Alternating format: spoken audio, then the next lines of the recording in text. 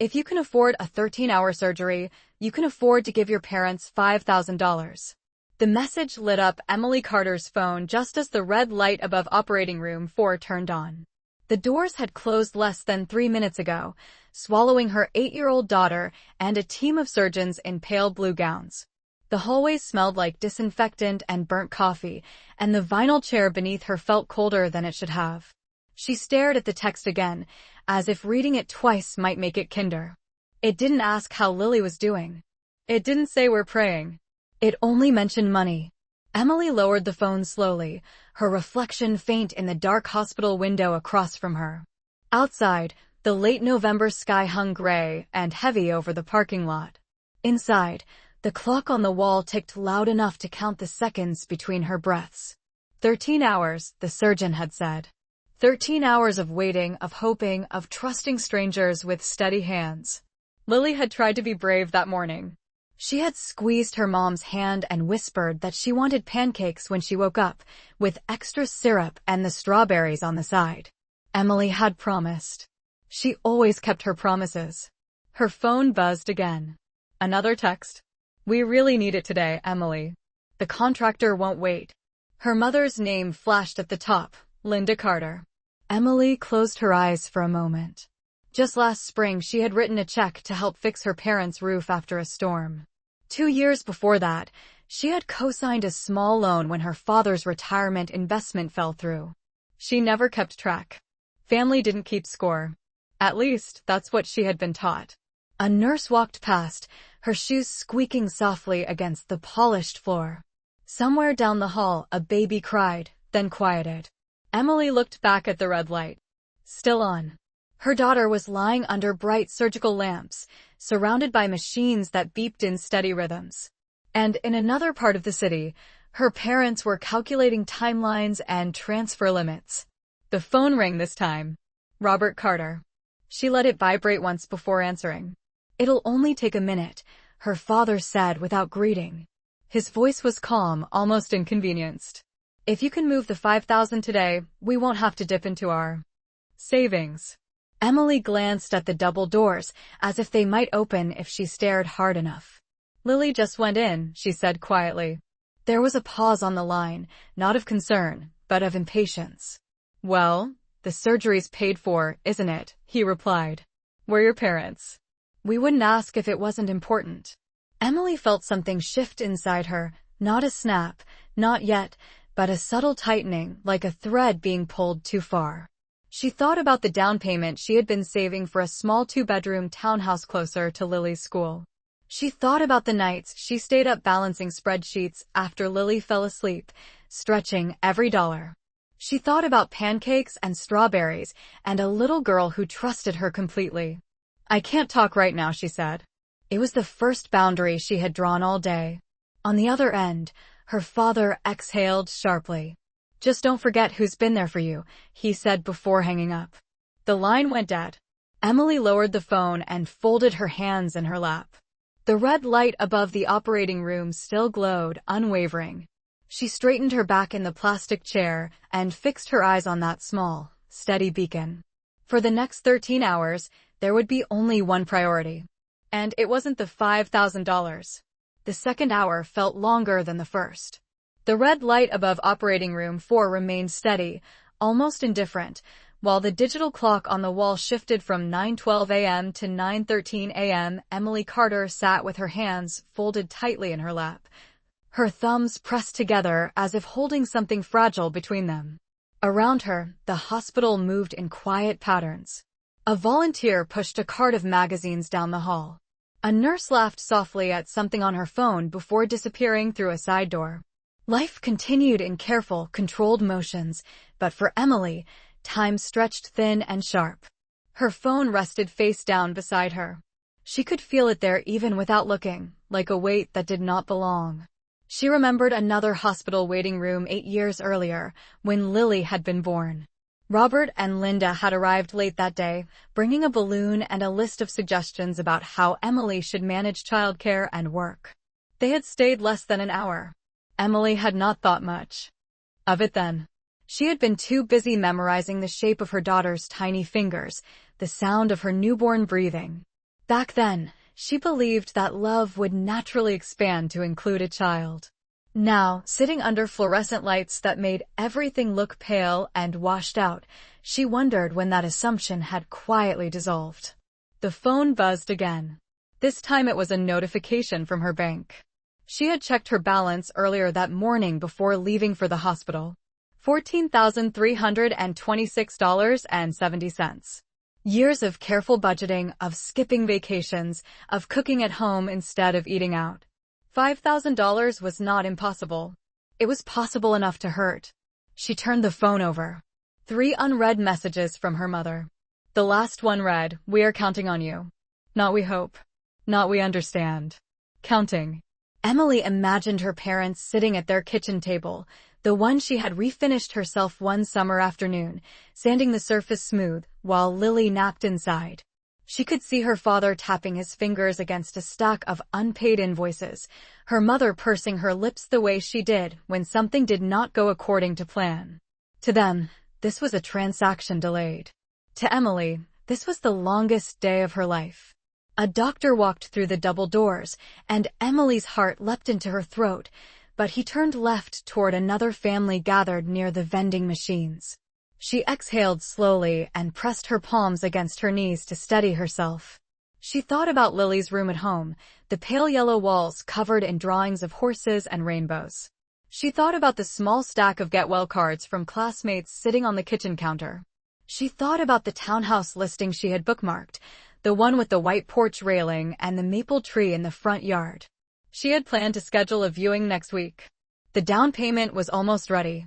Almost. Her phone rang again. She watched it light up with her father's name and let it ring until it stopped. A moment later, a voicemail notification appeared. She did not listen to it. Instead, she opened her banking application and stared at the transfer screen. Her fingers hovered above the numbers. $5,000. It would take less than 30 seconds. She could send it. And silence the calls. She could make them comfortable while she sat on a plastic chair praying for her child to wake up safely. Emily locked the phone and set it down again. Across the hall, a nurse adjusted the blinds, and a thin stripe of sunlight cut across the floor, reaching almost to Emily's shoes. She looked at that line of light and imagined Lily walking along it, balancing like she did on the edge of the sidewalk, arms stretched wide, trusting her mother to catch her if she slipped. For the first time that morning, Emily realized something with absolute clarity. She had spent years being the safety net for everyone else. Today, she could not afford to be anything but a mother. By the 4th hour, the waiting room had thinned out, leaving behind only a few scattered families and the hum of the vending machines near the elevators. Emily Carter had stopped checking the clock every minute, but she still measured time in smaller ways, in the rhythm of her breathing and the number of times a nurse passed the double doors without calling her name. The red light above operating room 4 remained on, steady and unchanged, like a test of endurance. Her phone had been silent for almost 20 minutes, which felt suspicious rather than peaceful. When it finally buzzed again, the sound seemed louder than before. She did not need to look to know who it was. She picked it up slowly. A new message from her mother waited on the screen. "Your father says if you do not send it today, we will have to rethink a few things." There was no explanation of what those things were. The sentence ended with a period, firm and final. Emily read it twice, then a third time, noticing how carefully it avoided mentioning Lily. She imagined what rethinking meant in her parents' vocabulary.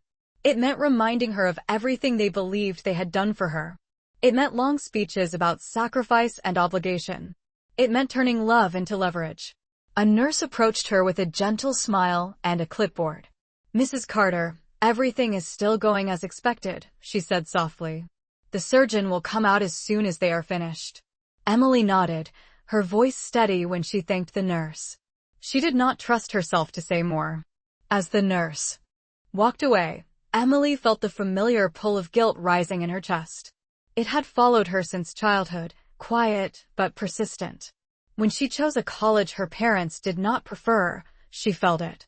When she moved into her own apartment, she felt it. When she decided to raise Lily on her own rather than remain in a relationship that did not feel safe or steady, she felt it again. Guilt had always been the bridge back to them. But sitting there, listening to the distant sounds of hospital equipment and low conversations, she noticed something else growing stronger than guilt. It was clarity. She opened her banking application once more, not to transfer money, but to review the history. There were deposits from her job at the accounting firm, small but consistent. There were payments for Lily's school supplies, medical insurance, groceries, utilities. And there were older transfers labeled simply family. $3,000, $2,500, $1,800. She had never written repayment in the notes. She had never asked for it back. Her phone rang again, and this time she answered before it could go to voicemail. "Emily," her father began, his tone edged with impatience, "your mother and I are trying to plan here. We cannot keep waiting." Emily stood up from the plastic chair and walked a few steps toward the window at the end of the hallway. The sky outside had lightened slightly, thin streaks of sun pushing through the clouds. "Lily is still in surgery," she said calmly. "I am not discussing money today." There was silence on the line, heavier than before. "So that is your answer?" he asked. She thought about the townhouse with the maple tree, about Lily's whispered request for pancakes, about the 13 hours that had not yet finished. "Yes," she replied. It was not loud. It was not dramatic. It was simply firm. Her father exhaled sharply and hung up without another word. Emily lowered the phone and slipped it into her bag. She returned to her seat, folded her hands again, and fixed her eyes on the red light above the operating room.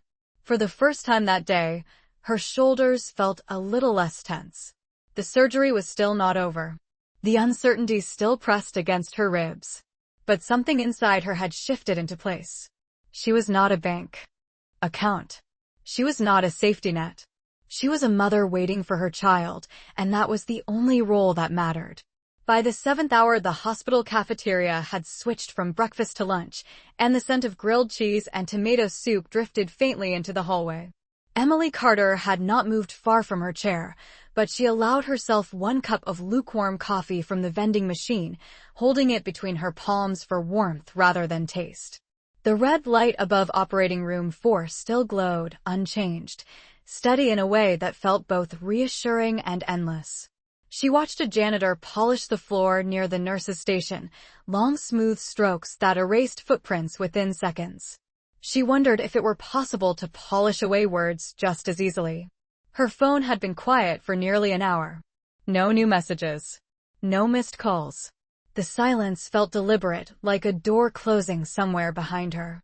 She did not reach out to reopen it. Instead, she leaned back in the plastic chair and let her thoughts drift to the morning Lily first learned how to ride a bicycle without training wheels. It had been early spring, the air cool enough to sting her cheeks. Lily had wobbled down the sidewalk in front of their apartment building, her small hands gripping the handlebars too tightly. Emily had jogged behind her, one hand hovering just above the back of the seat. When Lily finally pedaled forward on her own, she had laughed so loudly that a neighbor leaned out the window to see what was happening. "Do not let go," Lily had shouted, even though she was already moving independently. Emily had not told her right away. She had simply stayed close enough to catch her if she fell. That memory steadied her now. A nurse stepped into the hallway and called another family's name. They gathered their things quickly, hope and fear tangled in their movements. Emily remained seated, hands folded again, her bag resting by her feet. She opened it briefly and took out a small photograph she kept tucked inside her wallet. It showed Lily on her first day of 3rd grade, backpack almost as large as her torso, hair tied back with a pink ribbon. Emily traced the edge of the photo with her thumb. $5,000 could replace a roof tile or settle a contractor's invoice. It could not buy back a moment like that. Her phone vibrated once more. A voicemail notification appeared from her father, timestamped 20 minutes earlier. She hesitated, then pressed play, holding the phone close to her ear. His voice came through measured and controlled. "We are disappointed in you, Emily. Family shows up for each other. We hope you reconsider before you damage this relationship." The message ended without goodbye. She lowered the phone slowly. Damage this relationship. She let the phrase settle in her mind. Relationships were not damaged by a single day of boundaries. They were worn down over years of imbalance. She thought about the birthdays when her parents had left early because something else came up. The holidays when she had driven 2 hours with Lily in the back seat, bringing homemade dishes, only to be reminded of what she had not done or had not given. She had always assumed that if she just tried a little harder, the tone would soften. Sitting there under fluorescent lights, she realized she had been trying alone. The hallway grew quieter as afternoon approached. Sunlight filtered through the high windows, turning from pale white to a warmer gold. Emily stood and walked a few steps closer to the operating room doors, careful not to cross the marked line on the floor. She placed her hand over her heart and inhaled slowly, counting to 4, then exhaled the same way. She imagined Lily waking up, confused at first, then searching the room until she found her mother's face. That image was clear and unwavering. Whatever conversations waited beyond this hospital, whatever tension might follow, could wait. The only promise she needed to keep was the one she had made about pancakes and strawberries. And when those doors finally opened, she intended to be exactly where her daughter expected her to be. By the 10th hour, the hospital lights seemed brighter, as if evening had begun pressing against the windows, and the building was fighting back with artificial daylight. Emily Carter had lost track of how many times she had stood up and sat down again. Her legs felt stiff, but she welcomed the discomfort because it kept her alert. The red light above operating room 4 still burned steadily, unwavering, like a quiet test of patience. A nurse passed by with a tray of sealed water cups and offered one with a gentle nod. Emily accepted it and thanked her, the plastic cool against her fingertips. She had not eaten since early morning, but hunger felt distant, secondary to the steady pulse of waiting that filled her chest. Her phone had remained silent for nearly 2 hours, and the silence had begun to feel different, less threatening and more revealing. She realized that when the calls stopped, the pressure eased. No new demands, no reminders, no suggestions that she owed something beyond what she had already given. She leaned back in her chair and closed her eyes for a moment, not to sleep, but to gather her thoughts. She pictured Lily's small hand wrapped around hers earlier that morning before the nurses wheeled her away. Lily had looked up and said, "You will be right here when I wake up, right?" Emily had smiled and promised she would not move. That promise felt sacred. She opened her eyes as the double doors swung briefly outward and a surgical assistant stepped into the hallway to speak with a nurse. Emily's heart leapt instinctively, but the assistant did not look her way. The doors closed again with a soft thud. The red light remained on. She glanced at her phone and noticed a new notification, not from her parents this time, but from her sister, Claire. "Mom is upset," the message read.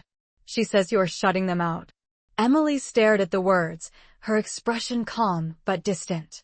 Shutting them out. The phrase suggested cruelty, abandonment, something cold. Yet she had not insulted them. She had not raised her voice. She had only said no.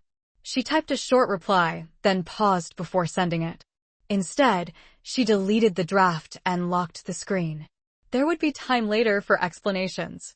Right now, explanations would only drain energy she needed to conserve. She stood and walked slowly toward the end of the hallway where a wide window overlooked the parking lot. The late afternoon sun had begun to dip lower, casting long shadows between the rows of cars. Families came and went, some moving quickly, others lingering as if reluctant to leave. Life continued beyond these walls, ordinary and unaware. Emily rested her palm against the cool glass and allowed herself to imagine the next morning. She saw herself standing in their small kitchen, flipping pancakes. In a skillet, the scent of warm syrup filling the air. She saw Lily sitting at the table wrapped in a blanket, pale but smiling, strawberries arranged carefully on the side of her plate. That image felt stronger than any demand, louder than any accusation. Her phone buzzed once more, breaking the quiet. Another message from her mother. "We did not raise you to turn your back on family." Emily read it slowly. She thought about the countless evenings she had balanced work reports after Lily went to bed. She thought about the school pickups she managed alone, the bills she paid on time, the appointments she scheduled and attended without complaint. Turning her back on family would have meant leaving her daughter to face this day alone. Instead, she was exactly where she needed to be. She placed the phone back in her bag without responding. The hallway clock shifted to 6:47 p.m. 10 hours had passed. Only 3 remained. She returned to her chair, folded her hands once more, and fixed her eyes on the red light. Her breathing was steady now, anchored not in fear, but in certainty. Whatever conversations waited outside these walls could no longer compete with the simple truth of this moment. She was a mother waiting for her child, and she had chosen her side. The 12th hour arrived quietly, without announcement, marked only by the way the hallway outside operating room 4 had grown almost still. Visiting hours were ending. The cafeteria lights had dimmed. The janitor who had polished the floors earlier now leaned against his cart, scrolling through his phone before beginning another slow pass. Emily Carter felt the weight of the day settle into her shoulders, but she did not slump. She sat upright, hands resting gently in her lap, eyes fixed on the red light that had burned for what felt like an entire lifetime. Her phone had not vibrated in nearly an hour. The silence from her parents no longer felt like a storm gathering. It felt like distance. She imagined them at their dining table, perhaps shaking their heads, perhaps discussing her tone, her refusal, her choice. For the first time, the image did not tighten her chest. It simply existed. A surgeon stepped briefly into the corridor to consult with a nurse, speaking in low, measured tones. Emily stood instinctively, her breath catching, but the conversation did not include her name. The doors closed again. Only 1 hour left, she reminded herself. 60 minutes that would decide the direction of everything that followed. She reached into her bag and pulled out the small notebook she carried for work. Instead of reviewing numbers or deadlines, she wrote a single sentence across the page: "Lily comes first." She underlined it once, slowly, as if carving it into something permanent. The action felt small, but it anchored her. Her phone lit up again, and this time it was not a message but a call from her sister, Claire. Emily hesitated, then answered. Claire's voice sounded softer than usual. "Mom is really hurt," she began. "They feel like you are choosing someone else over them." Emily closed her eyes briefly. "I am choosing my daughter," she replied, her voice steady and low. There was a pause on the line, the kind that carries understanding even when agreement has not fully formed. Claire exhaled quietly. "I know," she said at last. "I just thought you should know how they see it." Emily thanked her and ended the call without defensiveness. How they saw it no longer dictated how she acted. The hallway clock shifted to 7:58 p.m. The red light above the operating room flickered once, then remained solid. Emily stood and walked closer to the doors, careful not to cross the boundary line on the floor. Her reflection in the glass looked tired but composed. She pressed her fingertips together and breathed in deeply, counting to 4, then out again. She imagined Lily waking in a recovery room, blinking against bright lights, searching for the one face that had promised to be there. Emily pictured herself stepping forward, taking her daughter's hand, whispering that everything was okay. That image carried more strength than any accusation waiting beyond these walls. At 8:03 p.m., the red light finally went dark. The change was so subtle it took her a second to register it. Then the doors opened, and the surgeon stepped out, removing his cap and mask. Emily's heart pounded as she searched his expression. He offered a small, reassuring smile. "The surgery went well," he said. "She is stable and will be in recovery shortly." The words settled over her like warm sunlight after a long winter. Emily felt her knees weaken, but she did not fall. She pressed a hand to her chest and let out a breath she had been holding for 13 hours. In that moment, every text, every call, every demand faded into background noise. There would be conversations later. There would be boundaries to reinforce. But as the nurse guided her toward the recovery area, Emily understood something with complete certainty. The decision she had made that day had already reshaped her world. and she would never apologize for it. The recovery room was quieter than the hallway, lit by softer lamps that cast a warm glow instead of the sharp white glare outside. Emily Carter walked beside the nurse with steady steps, though her hands trembled slightly at her sides. The air smelled faintly of antiseptic and clean linen.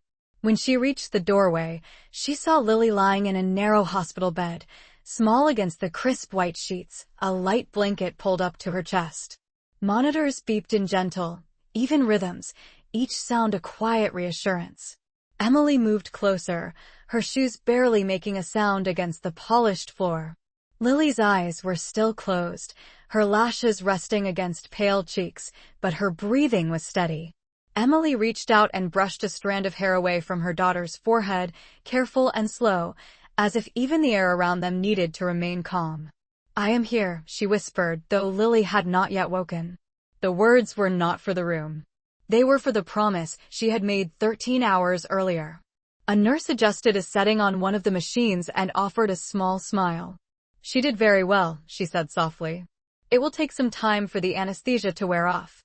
Emily nodded, gratitude filling her chest in a way that left little space for anything else. She pulled a chair close to the bed and sat down, resting her hand gently over Lily's. The skin was warm, real, present. Her phone vibrated inside her bag. The sound felt out of place in the quiet room. She hesitated before retrieving it, glancing at the screen. A new message from her mother read, "We assume you have reconsidered by now." Emily stared at the sentence for a long moment. The red light outside the operating room was gone. The crisis that had held her breath captive all day had passed. Yet the expectation had not shifted. She looked back at Lily, whose fingers twitched slightly against the blanket. Slowly, Emily typed a response. She did not rush. She did not let her pulse dictate the rhythm of her words. "The surgery was successful. Lily is stable. I will not be sending money. I need space to focus on my daughter." She read it once, ensuring there was no anger in the phrasing, only clarity. Then she pressed send. The reply bubble disappeared into the thread of messages that had defined the day. She placed the phone face down on her lap and returned her full attention to the bed in front of her.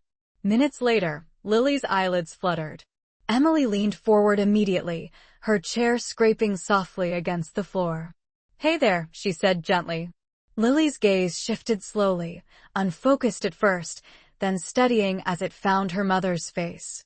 "Mom," she murmured, her voice dry and faint. Emily smiled, the expression trembling at the edges, but sincere. "I am right here," she replied. Lily's fingers tightened weakly around hers. "Did you stay?" she asked. Emily nodded, brushing her thumb over her daughter's knuckles. "The whole time." Lily's lips curved into the smallest smile before her eyes drifted closed again, exhaustion pulling her back into sleep. Emily remained leaning over the bed for a moment longer, memorizing the sound of her breathing, the rise and fall of her chest. Her phone vibrated once more, but she did not look at it. Whatever response waited there could not compete with the quiet triumph of this moment. She had not shouted. She had not argued. She had simply chosen. And sitting beside her daughter's bed, feeling the steady warmth of her hand, Emily understood that some boundaries are not drawn to push people away. They are drawn to protect what matters most. The hospital room settled into a slow, steady rhythm as night deepened outside the windows. The hallway sounds faded to distant footsteps and muted conversations, and the soft beeping of the monitor beside Lily's bed became the only measure of time. Emily Carter remained seated close, her chair angled so that she could see her daughter's face without shifting. A small lamp near the sink cast a gentle amber glow across the room, softening the sharp edges of the medical equipment. Lily stirred again just after midnight, her eyes opening more fully this time. "Is it morning?" she asked quietly. Her voice still fragile but clearer than before. Emily leaned forward, brushing her fingers lightly across Lily's hand. "Not yet," she said with a warm smile. "But you did something very brave today." Lily blinked slowly, as if processing both the words and the effort of staying awake. "Did it work?" she whispered. Emily nodded. "It did." The relief in Lily's expression was subtle, but it was there, like sunlight breaking through thin clouds. Her hand tightened around her mother's fingers before she drifted back into sleep. Emily remained still, listening to the soft rise and fall of her daughter's breathing. Her phone rested on the small table beside her, face down, silent for several hours now. When she finally turned it over, she saw a string of missed calls and messages from both her parents and her sister. She opened the most recent message from her mother. "If this is how you treat us, we will remember it." The words were meant to warn, perhaps to wound. Instead, they felt distant. Emily read them once, then set the phone aside without replying. The weight of the day had shifted. The crisis that had once felt overwhelming had narrowed into something simple and clear. Lily was safe. That truth eclipsed everything else. Early the next morning, pale light slipped through the blinds, painting soft lines across the blanket at the foot of the bed.